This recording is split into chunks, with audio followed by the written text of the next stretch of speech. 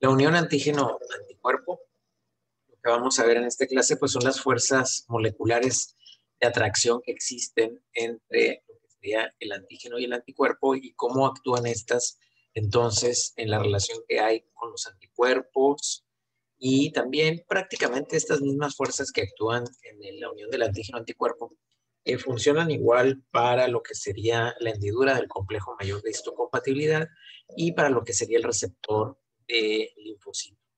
Entonces, pudiéramos extrapolar este tipo de afinidad para otros tipos de receptores en el sistema inmune y sería básicamente lo mismo. Entonces, bueno, unión antígeno-anticuerpo. La unión como tal del antígeno-anticuerpo, pues es esa interacción que existe entre las moléculas y las fuerzas de atracción que hace que se repelen o que se unan. Cuando existe mucha atracción, gran cantidad de los anticuerpos que tenemos en una solución, se van a unir a los antígenos y van a ser como una especie de conglomerado, como una trama de uniones que van a provocar que se precipiten al fondo de la sustancia y entonces en ese momento se hacen visibles, se hace un precipitado. Es decir, en un momento estas moléculas, tanto el antígeno como el anticuerpo, están disueltas, pero cuando se unen, son tantas las uniones que se establecen que se forma una macromolécula que puede observarse de forma física, ¿verdad? A veces a simple vista y en ocasiones con el uso del microscopio. Existen muchos tipos de reacciones entre el antígeno y el anticuerpo.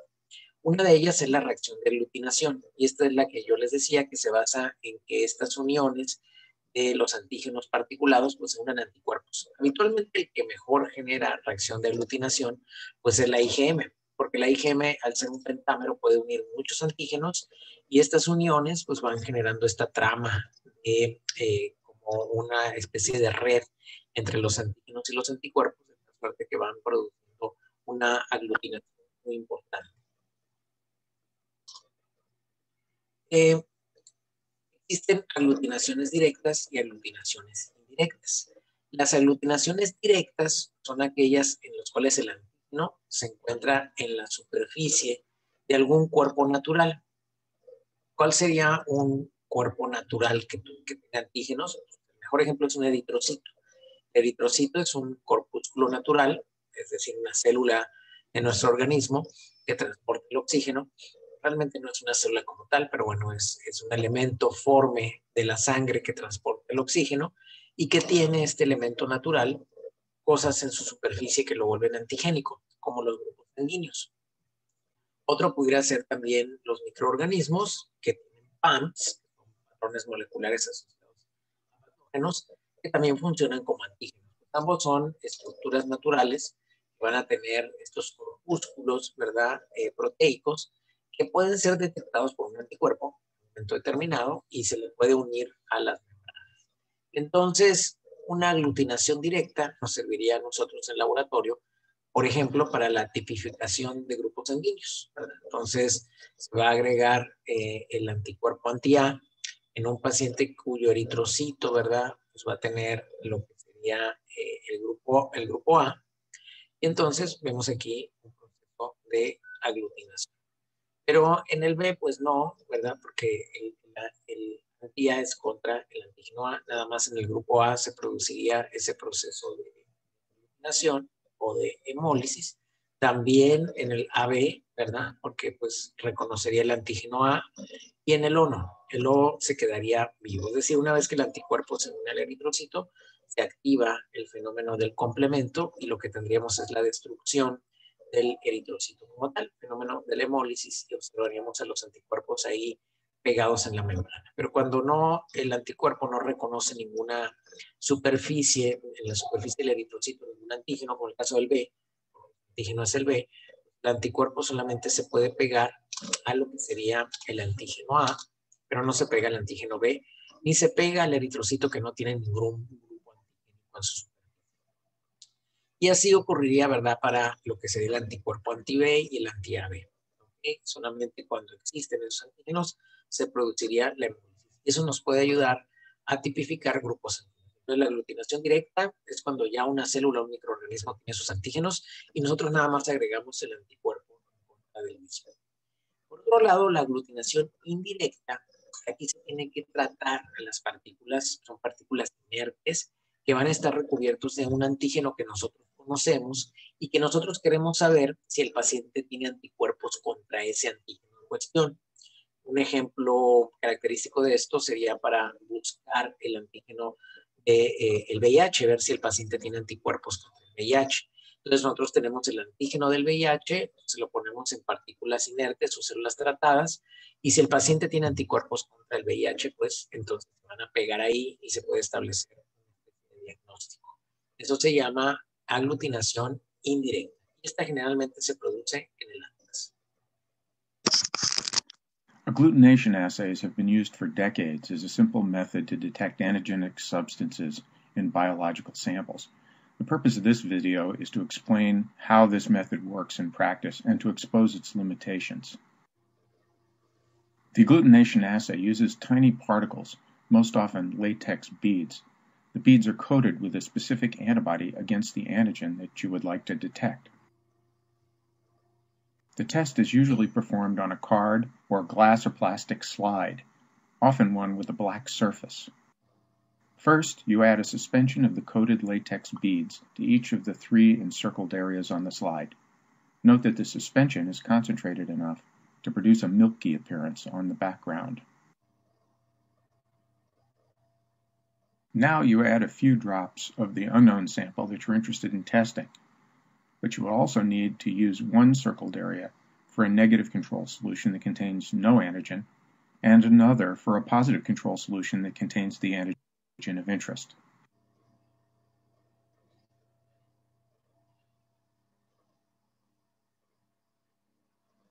Next, the slide is gently rocked or swirled to mix the beads with the test solutions, and the samples containing the antigen of interest will begin to agglutinate the beads. This will produce the appearance of visible clumps, and the solution itself will turn from milky in appearance to clear and transparent. This transition should occur in the circle with the positive control. If the antigen is present in the unknown sample, then it will form clumps. The negative control circle should remain unclumped and opaque. Recall that the latex beads are coated with a specific antibody so that each bead can bind to numerous antigens. For agglutination to work, the antigen of interest must also be able to bind to multiple beads. Therefore, in this assay, antigens that can be detected are limited to large macromolecules that have repetitive antigenic domains. Molecules like microbial capsules, flagella, or lipopolysaccharides. One long repeating antigen molecule can then attach to several beads, causing them to clump together or agglutinate. So even very tiny quantities of antigens that have lots of repeating antigenic domains can cause visible clumps to form and be detected by this test. This is the basis of the test. Finally, here are some examples of agglutination assays that are used in clinical practice.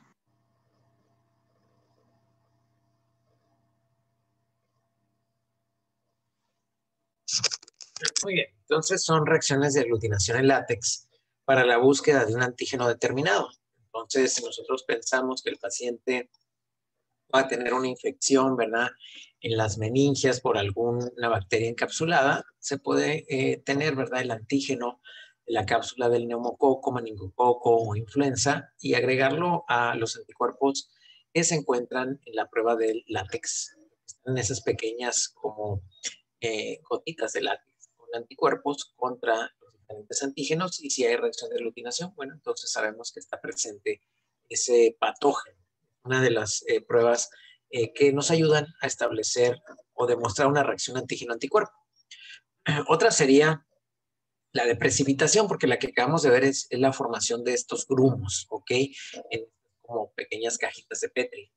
En la de precipitación, lo que se pone obviamente son antígenos, una solución donde ya hay anticuerpos, ya sea que nosotros ya conozcamos los anticuerpos, los coloquemos ahí y agreguemos el antígeno de un suero en cuestión, o tengamos conocimiento del antígeno y agregamos el suero de un paciente en cuestión.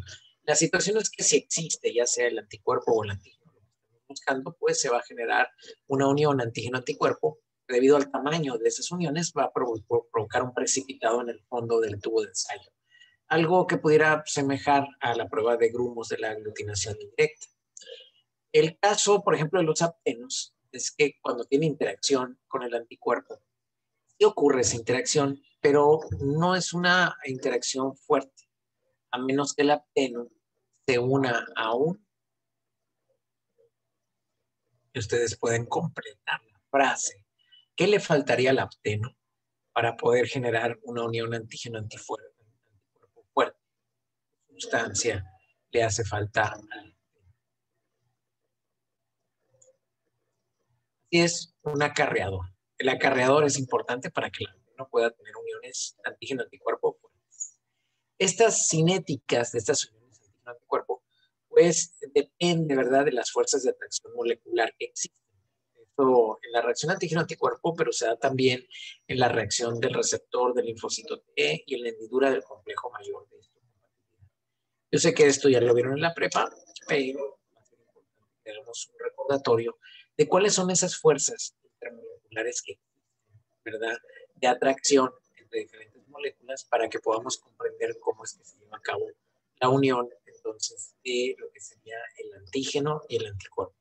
Son algunas fuerzas de atracción que existen a nivel químico y que se van a manifestar o van a estar presentes también en lo que es el anticuerpo y su antígeno o el receptor.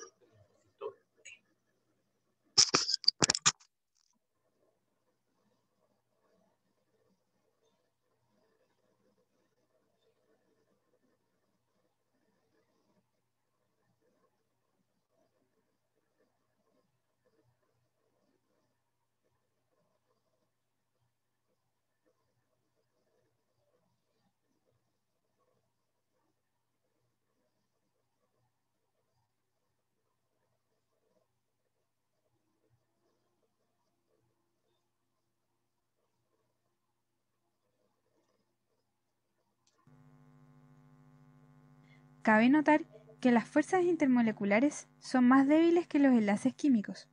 Por lo tanto, para romper una molécula de cierto compuesto, se requiere mayor energía que para cambiar el estado de agregación de dicho compuesto. Estas fuerzas pueden ser, en primer lugar, dipolo-dipolo. Es un tipo de fuerza que ocurre entre moléculas covalentes polares, es decir, que presentan un dipolo permanente. La distribución de la nube electrónica es naturalmente asimétrica y por lo tanto se establece la fuerza dipolo-dipolo de manera natural. Las fuerzas de Van der Waals se manifiestan entre moléculas covalentes apolares, donde se aprecia la formación de un dipolo inducido, donde una molécula que no presenta un dipolo permanente es forzada a polarizarse para establecer interacciones con otras moléculas adyacentes, que pueden tener dipolo permanente o dipolo inducido. El puente de hidrógeno es un tipo especial de fuerza dipolo-dipolo, que se da entre moléculas que poseen un átomo de hidrógeno y un elemento muy electronegativo, flúor, oxígeno y nitrógeno. El hidrógeno actúa como polo positivo, siendo atraído por el átomo electronegativo de otra molécula. El ejemplo por excelencia es el agua, donde entre el hidrógeno y el oxígeno se forma un puente de hidrógeno que explica muchas de sus propiedades. La fuerza ion-dipolo se establece entre una molécula polar y un ion. Un ejemplo clásico es el fenómeno de la solvatación de las sales, donde el agua, que es la molécula polar, y la sal interactúan electrostáticamente en la solución. Otro ejemplo es la hidratación de sales, donde una molécula de sal es rodeada por varias moléculas de agua de una manera matemática. Así encontramos hidratos, dihidratos, pentahidratos, etc.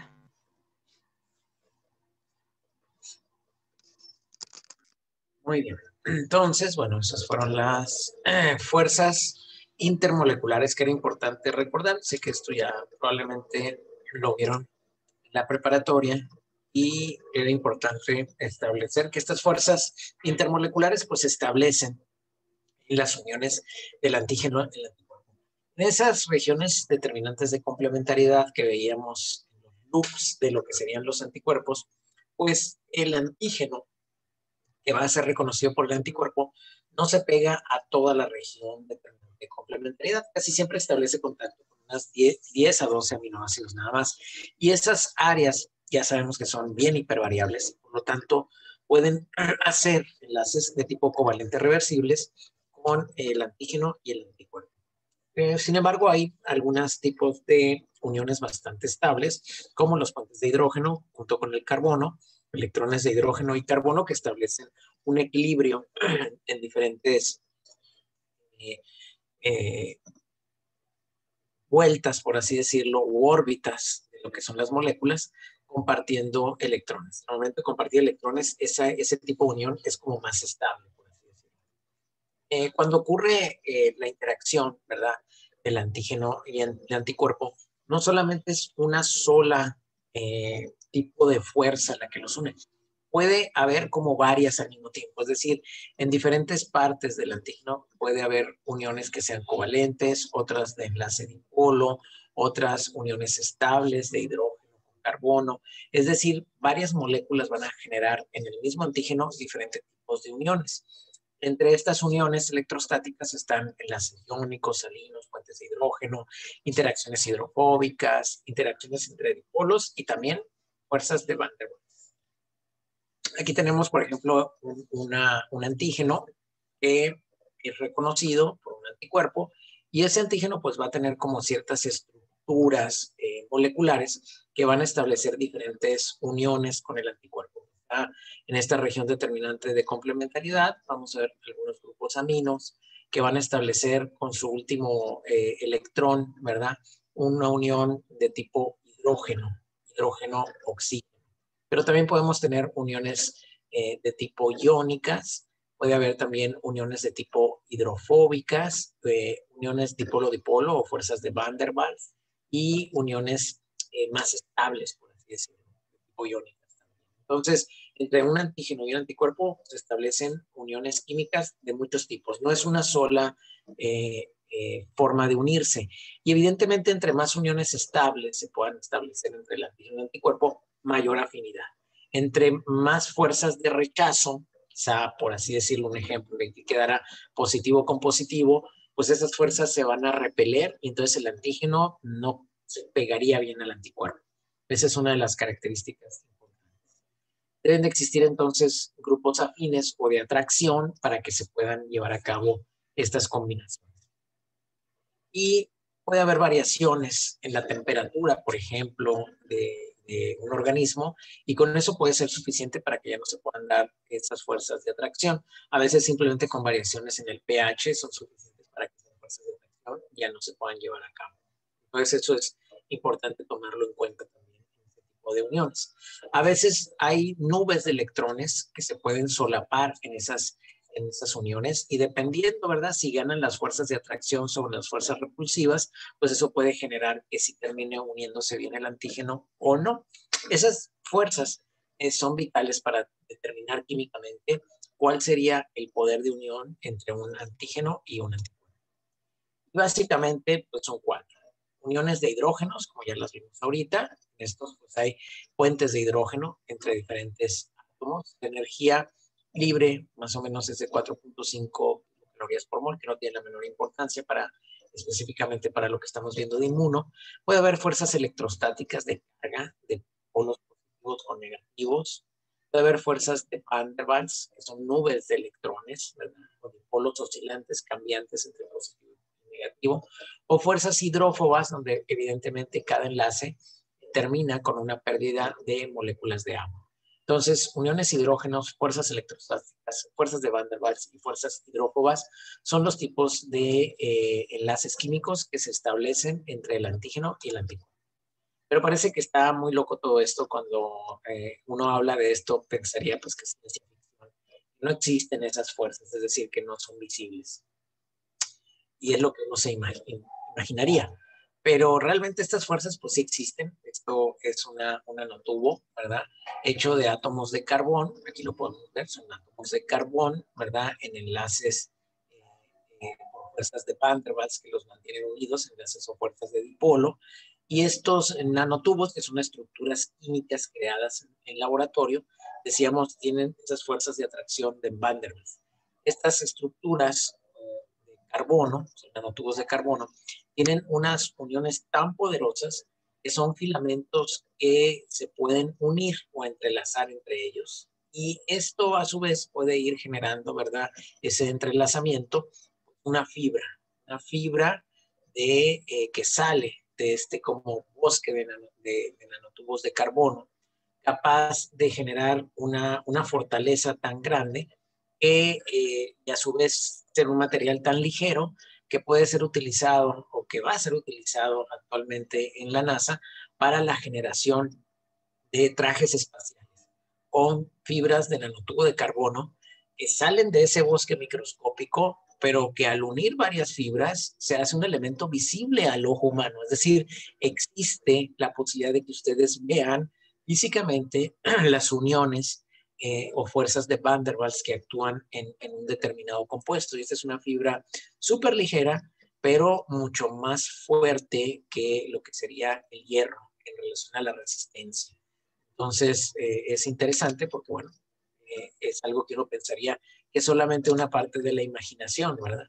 Evidentemente, son trajes muy, muy caros el poder tener un traje de estos.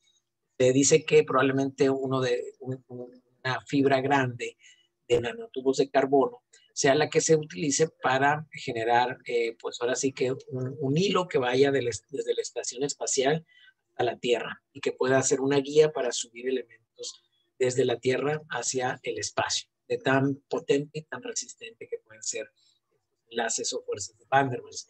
Entonces, cuando ocurre esto, imagínense la fuerza de unión y esto que vimos en grande, en pequeñito, entre un antígeno y un anticuerpo. Obviamente la fuercita ahí de unión es tremenda.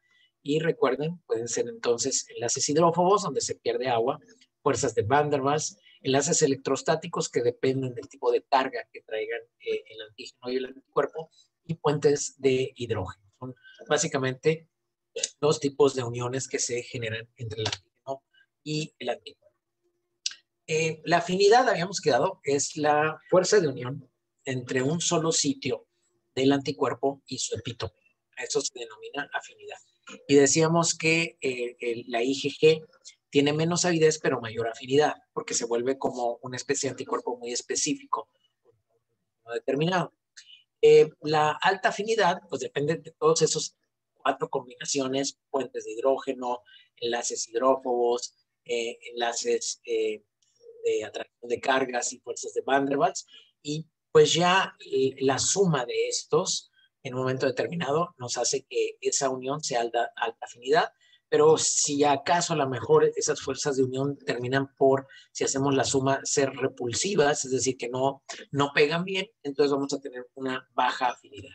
Evidentemente esto, decíamos, viene dado por la suma de las fuerzas de atracción y repulsión que nos va a dar finalmente un resultado. Y esto se puede medir a través de diálisis, de cromatografía en gel, de centrifugación, de la precipitación selectiva, que son algunos métodos que ya habíamos visto. Hay un concepto que maneja la base que se llama afinidad funcional. Cuando ustedes lean afinidad funcional, se refiere a la suma de los sitios de unión, que eso es básicamente la avidez, y el número de la afinidad que tiene cada uno de esos sitios de unión. Alguien pudiera tener mucha avidez, pero una afinidad funcional baja, si cada uno de sus sitios de unión tiene afinidad baja. Y alguien podría tener poca avidez, pero con afinidad funcional alta. Habitualmente, entre más avidez tienes, pues mayor afinidad funcional, pero no siempre ocurre eso. Recuerden que IgM tiene mucha avidez, pero poca afinidad. Aquí volvemos otra vez al ejemplo de lo primero que vimos, casi cuando vimos generalidades de inmunoglobulinas, como la IgG pudiera tener poca avidez, porque nada más tiene 2 sitios de unión, pero esa unión puede ser tan fuerte que su afinidad sea muy alta. En cambio, la IgM pudiera tener mucha avidez y no necesariamente una afinidad funcional alta, pero habitualmente, entre más sitios de unión tienes, pues la posibilidad de que tu afinidad funcional sea alta es cada vez mayor. Entonces, la afinidad funcional, pues depende de la suma de todas estas avideces más su afinidad, para poder hacer la suma. Aquí, por ejemplo, tenemos una afinidad de 10 a la 4, que es tremenda, pero cuando tiene los 2 sitios de unión, la IgG es 10 a la 6. Y fíjense, es un solo anticuerpo. Este tiene 1, 2, 3, 4, 5 y apenas su afinidad, aunque es más grande que la de ellos, es 10 a la 10, pero utilizó varios anticuerpos, porque el IgM es un pentámero, para poder llevar a cabo una afinidad funcional alta. Obviamente la unión de antígeno y anticuerpos son muy específicas y eso hace que la inmunidad adquirida pues tenga una especificidad exquisita para reconocer solamente ciertos tipos de antígenos, y si le cambias tantito el antígeno puede ya no reconocerlo también. Esto ocurre con las variantes o mutantes del COVID-19 como la africana, la variante neoyorquina, la californiana, la inglesa, la brasileña. Pues resulta que el virus cambia ciertas partes, ¿verdad?, de su proteína spike, y eso hace que a lo mejor el anticuerpo, seguro lo va a reconocer, ya no se le pegue tan bien, por así decirlo, ya no lo bloquee tan bien. Sabe, por ejemplo, que si un paciente que tuvo COVID del normalito, sin ninguna variante, generó cierta cantidad de anticuerpos neutralizantes, y que esos son suficientes para neutralizar el virus. Ahora sabemos que esos anticuerpos pueden servir para neutralizar la cepa inglesa, pero se requiere del doble de la presencia de esos anticuerpos para neutralizar a la cepa inglesa, y hasta 6 veces más de la presencia de esos anticuerpos para poder neutralizar a la cepa africana. Esto nos habla, evidentemente, de que no es que el anticuerpo no reconozca el antígeno, sí lo reconoce, pero su afinidad funcional es baja. ¿Me entendieron? Por eso, cuando la gente dice, no, es que las vacunas nuevas no van a reconocer a la variante africana. No, sí la van a reconocer. Pero doctor, sí, o sea, porque varió muy poquito. O sea, COVID no puede variar tanto la proteína spike porque entonces se vuelve no infectante. Pero la varía poquito y con eso le dan la madre a la afinidad funcional. ¿Okay? Sí lo siguen reconociendo, pero ya no se le pega tan fuertemente como al inicio. Entonces, siempre las vacunas siempre van a reconocer a todas las cepas, pero a veces para neutralizar una cepa vas a requerir el doble de anticuerpos o 6 veces más en cantidad de anticuerpos para producir la neutralización que lo que requerías en la cepa 1. ¿Sí? Entonces, pues eso nos va a llevar a que probablemente tengamos que tener refuerzos de la vacuna contra el COVID, booster inmunológico, o generar cada 2 años, como pasa con la influenza, una vacuna nueva que se adapte a las variaciones antigénicas que hizo la variante africana, la variante inglesa, en fin.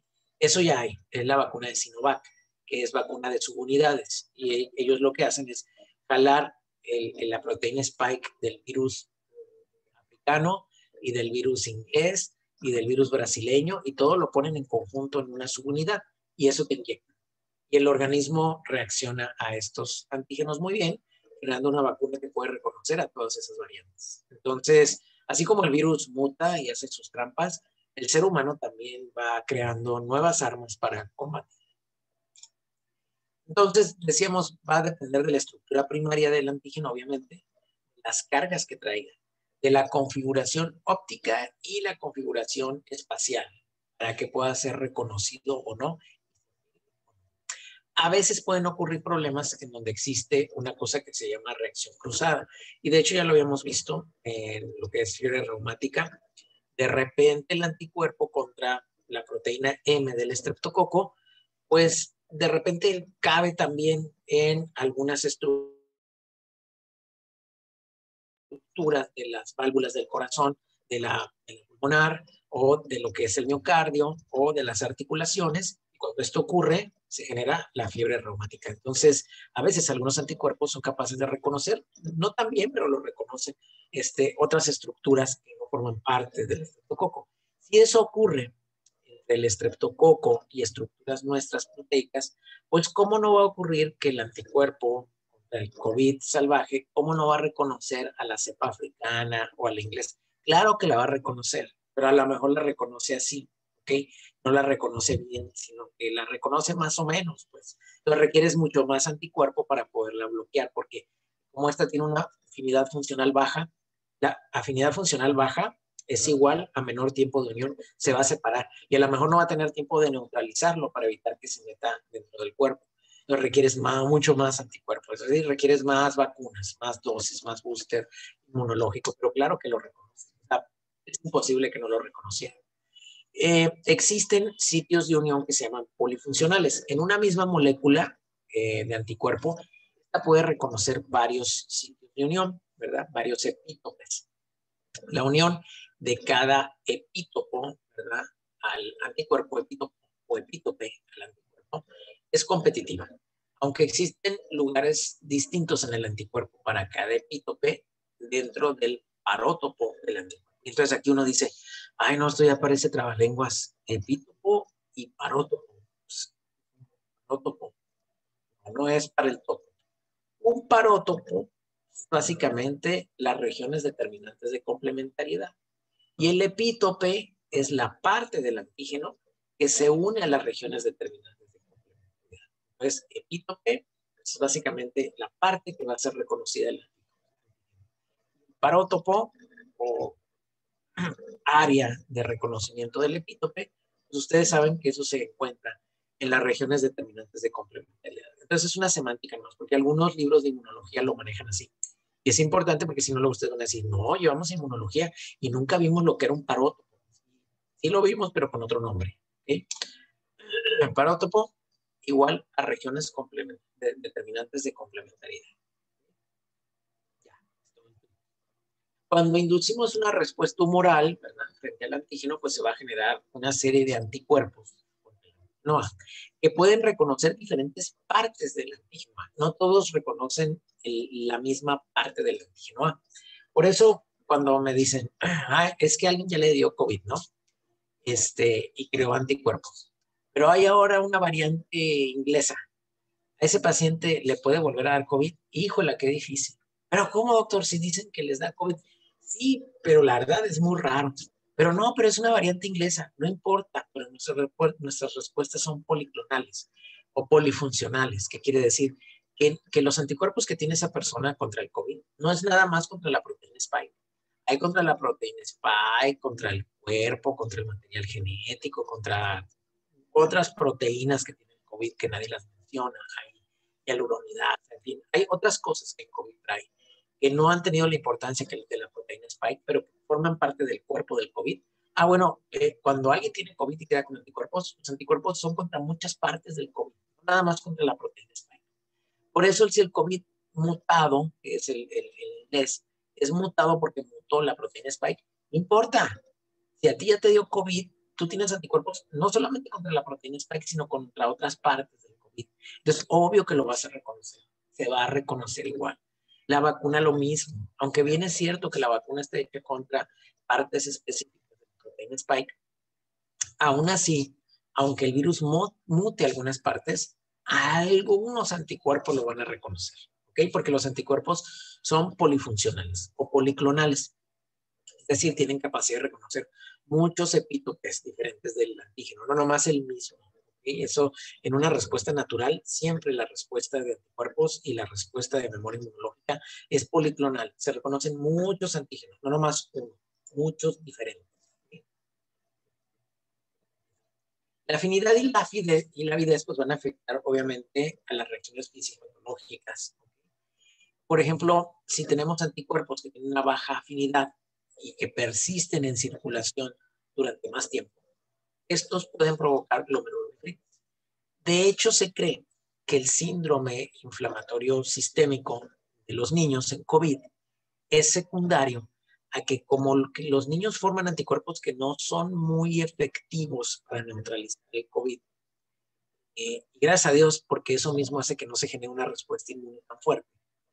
Esos anticuerpos quedan más tiempo circulantes porque son de baja afinidad.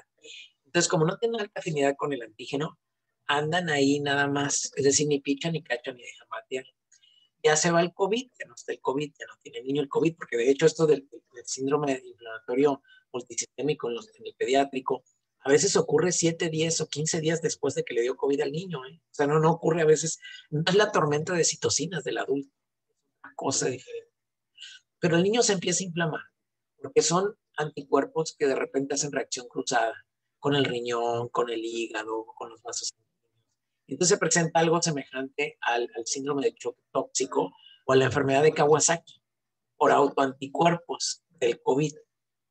Esto que se lo estoy diciendo no lo entienden mucha gente, ni los pediatras, ni mucha gente. Piensan que el síndrome de respuesta inflamatorio multiorgánico del niño es una tormenta de citocinas en el niño. No, no es eso. De hecho, no tiene nada que ver con la tormenta de citocinas. De hecho, responde bien a gamma globulina, ¿no? Pues sí, le dan cortisona y todo, ¿no? Pero lo que realmente hay que darles a niños es gamma globulina. Porque ¿qué hace la gamma globulina? La gamma globulina, ustedes ya lo vieron. Bueno, lo vamos a ver mejor todavía porque no hemos visto todavía respuesta al linfocito B. Pero el linfocito B se calma cuando hay demasiado anticuerpo circulante. Este anticuerpo se le vuelve a pegar a unos receptores que el linfocito tiene. Esa es su retroalimentación negativa para dejar de producir anticuerpos. Entonces, la gamma globulina lo que hace es dar una retroalimentación negativa para dejar de producir anticuerpos inflamatorios. ¿Es parecido al pecado original inmunológico? Más o menos. No es exactamente igual, ¿no? Porque en el pecado original inmunológico lo que tenemos más bien es algo más parecido a la tormenta de citocinas, por la situación de que el sistema inmune ya está ahí, pero no genera ninguna reacción y esto provoca que el virus empiece nuevamente, y lo vemos más sobre todo en enfermedades como el Zika, ¿verdad? Como el chikungunya y como el dengue, en donde el sistema inmune reconoce primeramente al virus, pero luego el virus cambia y el siguiente virus que entra ya no es reconocido por el sistema inmune, no deja actuar de forma adecuada al sistema inmune, y para cuando el sistema inmune quiere actuar se genera una respuesta tan grande que es una respuesta de tormenta de citocinas que activa factores procoagulantes y la gente puede morir de dengue hemorrágico. Ese sí es más parecido a la tormenta de citocinas del COVID-19. Esto de lo que yo les hablo, del síndrome de respuesta inflamatorio sistémico, y que hubo compañeros de ustedes hace 1 año y 2 años que hicieron trabajos excelentes que presentaron en video. Fue una pena que les pusieran calificaciones tan bajas de repente, pero fueron trabajos excelentes. Es por autoanticuerpos. La teoría de lo que se genera ahí. Por esto mismo que estamos viendo, lo que significa tener anticuerpos de alta y baja afinidad. Lo ideal es tener anticuerpos siempre de alta afinidad para que cumplan su función y sean eliminados.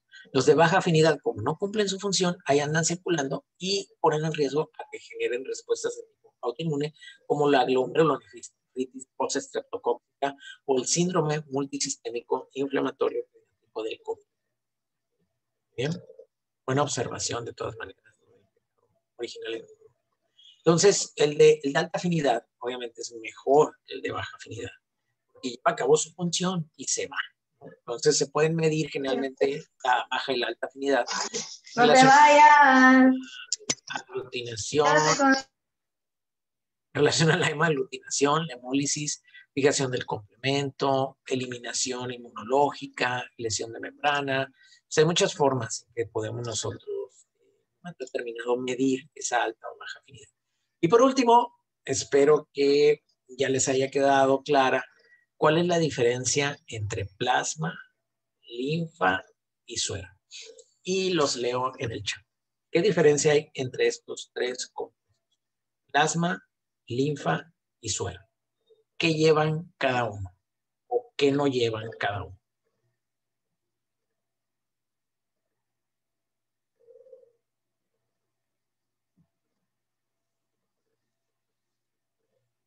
Son diferentes. Vamos a ver el primero al ruedo que se avienta. Dice Rubén, en el suero no hay factores de la coagulación. Plasma sí. Muy bien, Rubén. Plasma y suero diferenciados. Y en la linfa, ¿qué show? Helio dice, la linfa no lleva la serie roja. El suero no tiene factores de coagulación. Por lo tanto, creo que es decir, sí tiene factores de coagulación. Y yo creo que esto que nos dice Helio es básicamente el resumen. La linfa tiene lo mismo que el plasma, nada más que la linfa, igual que el plasma, no lleva elementos rojos, no lleva eritrocitos ni plaquetas, pero sí lleva leucocitos. El plasma y el suero se diferencian de la linfa en que no llevan ninguna célula, ninguno de los dos. De hecho, el plasma y el suero no traen tampoco eritrocitos. Pero el plasma tiene los factores de la coagulación y el suero hay que esperar a que se coagule para que se consuma el fibrinógeno, que ya no trae factores de coagulación. Sería la diferencia entre los tres. Bien. Y esto lo vamos a encontrar en el Rojas de Inmunología de la 211 a la 237. Y ahora vamos a jugar nuestro respectivo